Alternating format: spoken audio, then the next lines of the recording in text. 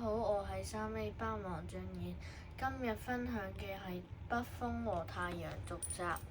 上次北風同太陽比試邊個可以令路人除低外套，結果北風輸咗，佢唔服氣，要同太陽再比試。太陽問北風：今日我哋比乜嘢？北風答：今日我哋比邊個可以令班小朋友開心大笑。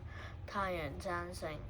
今次由太陽先開始，太陽發出熱力，令到氣溫升高。小朋友隨即走去海邊游水同沙灘玩沙，玩得非常開心，全部人都哈哈大笑。太陽對北風講：今次又係我贏啦。北風回太陽說：比賽仲未完，而家到我上場。北風見到小朋友攞住風箏，於是輕輕一吹，風箏就立刻飛上天空。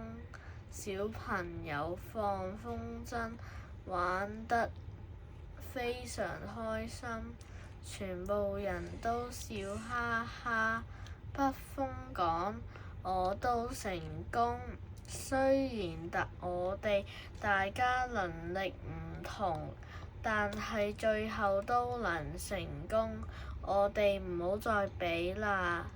呢個故事話俾我哋知，每個人嘅能力同長處都有唔同，我哋尊重大家，唔需要比較，只要善用自己嘅長處，最後都能夠成功自己嘅目標。